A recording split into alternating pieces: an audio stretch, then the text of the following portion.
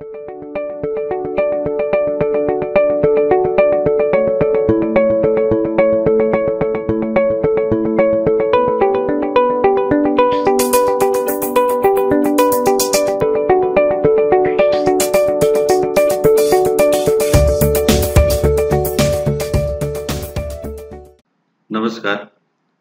आपण चॅप्टर 1 मधील म्हणजेच बुक कीपिंग अँड अकाउंटन्सी मधील क्वेश्चन नंबर 3 बघत आहोत, जिथं आपल्याला एकूण 10 प्रश्न विचारलेले आहेत आणि MCQच्या रूपामध्ये आपल्याला त्याची उत्तरं द्यायची आहेत.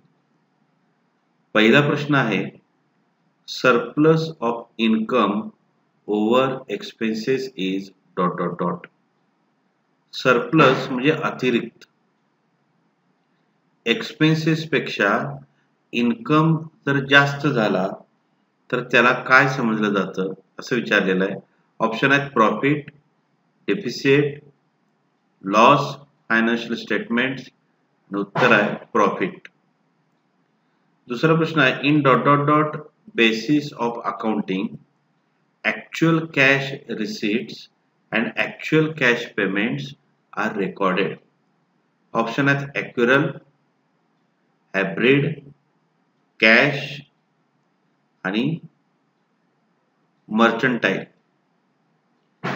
आता इथं ह्या ज्या 4 ऑप्शन आपल्याला दिलेले आहेत हे अकाउंटिंगचे मेथड्स आहेत. तर कॅश रिसीट आणि कॅश पेमेंट हे कॅश बेसिस ऑफ अकाउंटिंग या पद्धतीनुसार रेकॉर्ड केले जातात. तर उत्तर आहे कॅश. तिसरा प्रश्न आहे, amount which is not recoverable from customer is known as. आपण ज्यांना उधारीवरती माल विकलेला आहे त्यांच्याकडून न येणाऱ्या पैशाला काय म्हटलं जातं? 4 ऑप्शन आहेत, bad debts, debts, debtors, doubtful debts. Bad debts हे त्याचं उत्तर आहे. बॅड डेब्ट्स म्हणजे बुडीत, डेब्ट्स म्हणजे येणं, डेटर्स म्हणजे ज्यांच्याकडून येणार आहेत त्या व्यक्ती किंवा ते कंपन्या, आणि डाउटफुल डेब्ट्स म्हणजे येईल की नाही याची शाश्वती नाही. तर इथं येणार नाही आहेत पैसे, रिकव्हर होणार नाही आहेत, म्हणून त्याचं उत्तर येणार बॅड डेब्ट्स. पुढचा प्रश्न आहे, accounts must be honestly prepared and they must disclose all material information is known as ... entity concepts, dual aspect concept, disclosure concept, cost concept. Accounting मध्ये वेगवेगळ्या कन्सेप्ट आहेत आणि ह्या 4 पैकी याचं उत्तर काय असं विचारलेलं आहे आणि याचं उत्तर जे आहे ते आहे डिस्क्लोजर कन्सेप्ट. पुढचा प्रश्न आहे, a commodity in which a trader deals is known as ... 4 option दिलेत, इन्कम, गुड्स, प्रॉपर्टी, एक्सपेंडिचर आणि त्याचं उत्तर आहे गुड्स. पुढचा प्रश्न आहे, ... means a reputation of a business valued in terms of money. Option आहेत ट्रेडमार्क, असेट्स, पेटंट्स आणि गुडविल. त्याचं उत्तर आहे गुडविल.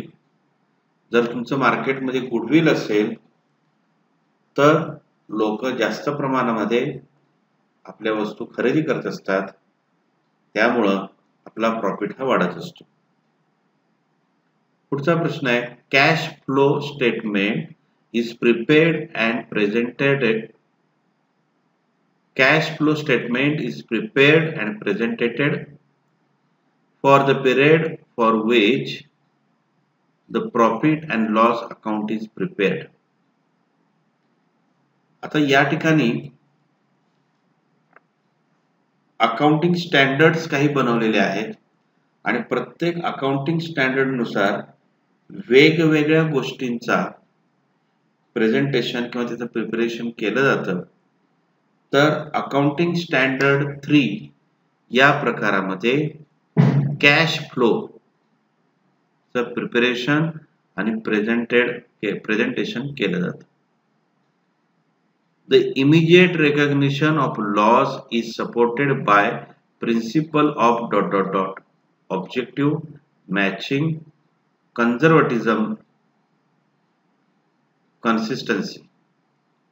तर त्याचं उत्तर जे आहे ते आहे conservatism. Brief explanation of an entry is called as folio, narration, posting, journalizing. तर त्याचं उत्तर आहे नॅरेशन. नॅरेशन मध्ये पेइंग या शब्दाने सुरुवात करून आपण त्याच्यामध्ये ऍक्च्युअल व्यवहार काय झालेला आहे हे सांगत असतो. पुढचा प्रश्न आहे an act of exchange of things or services between the two parties is termed as ...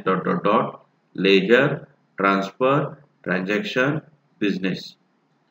दोन व्यक्तींच्या मध्ये वस्तू किंवा सेवांची जी देवाणघेवाण होते त्याला काय म्हटलं जातं असं विचारलेलं आहे आणि त्याचं उत्तर आहे ट्रान्झॅक्शन.